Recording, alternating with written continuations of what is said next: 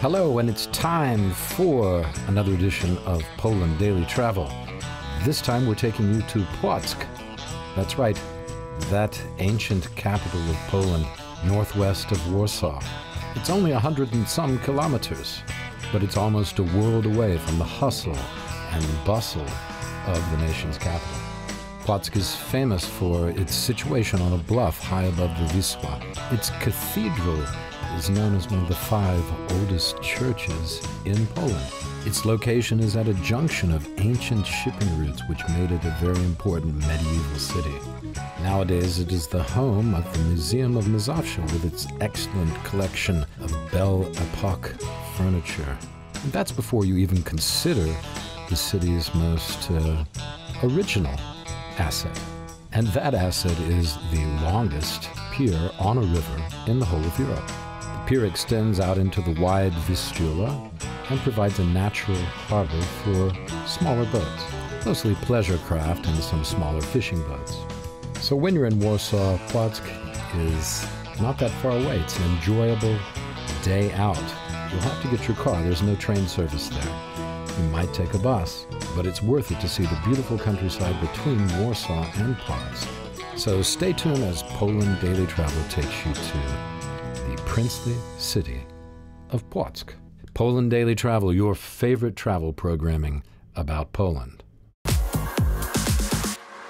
This building over here, that's the, you were saying, is a granary or something like that? Yes. And it is made of brick. And as you've said, it looks quite impressive as well.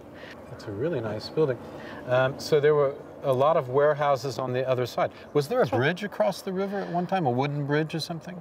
Wooden bridge, floating bridges, but mostly people crossed the road on boats. They just rode across on ferries? On ferries, on boats. The other side of the town, that's district Radziwie, was also very strategic, we would say, because people from that district, they also served as fishermen, so they brought food, but they were official guards of the cathedral as well. Brave people, brave soldiers. Right, very interesting.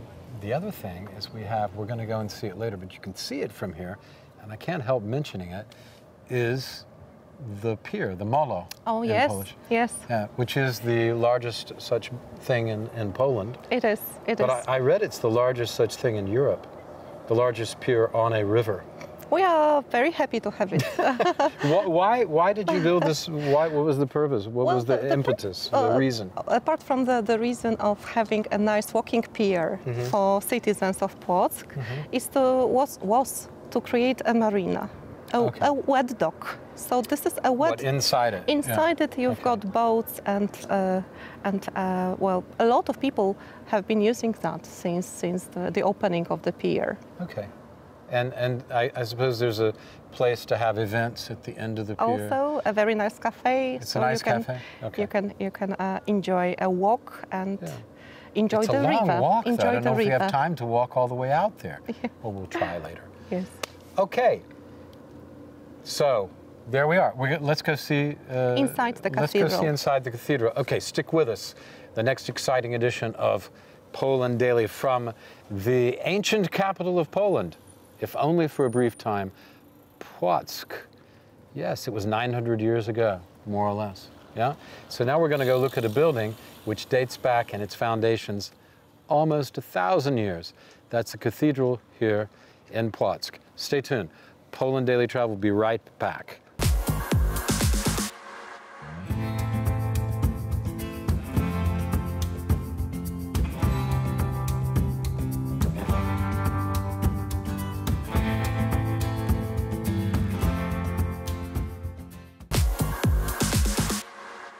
Hello everybody and welcome back to Poland Daily Travel, and as promised we are going to take you inside this beautiful ancient cathedral here in the city of Płock. Before we go inside, I'm joined by my guide and friend for the day, Danuta. Danuta, what's your last name? Pietrzak. Pietrzak. There you go. I never asked. You don't know my last name. Okay. It says here it was originally a Romanesque. Well, we can see that It was consecrated in 1144. So this is an extremely old building. It's getting on for 900 years, right? That's right. Yeah. And in the 14th century, they added 2 towers. It was in 1530, an Italian architect called, from Siena, Iancini, is that the guy? That's the one. Came here along with Jan Baptist of Venice, right? That's true. Yeah. And why did they invite them here? Well, because that was the fashion, to invite Italian architects to construct buildings. Okay, yeah. But the story is... It's a Renaissance after all, right? It is Renaissance, Yeah. that's true. Yeah. But the problem was, again, with a bit of fire and a bit of war that we experienced at that time. So the cathedral had to be rebuilt again. Mm-hmm. And it happened in... when was this rebuilt in its present form? The present form happened at the beginning of the 20th century. And 20th century? Yes, okay. yes. And as early as 1901. Mm-hmm.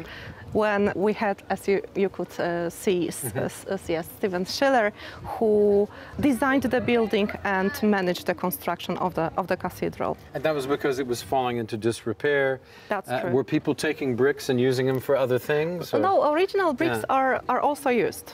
Oh, okay. In the construction. But it was just falling down and deconstructing. And deconstructing. Over time. Over time. So people don't realize, or maybe they do realize, and maybe only I'm just realizing, that keeping a building of this kind is a constant job, because it's such a huge building. Anyone who has a house or even a flat knows that you're constantly fixing things, That's right? True. That's so true. the building like this, you need a crew constantly rebuilding, right? That's right. Yes, and exactly. renovating. And renovated. That's and true. Especially 900 years old, right? That's true. It's hard for us to imagine, but isn't it? It looks magnificent. Yeah, it really does. They've done a great job. It's a beautiful building. Should we go inside? Okay, we're going inside. Poland Daily Travel.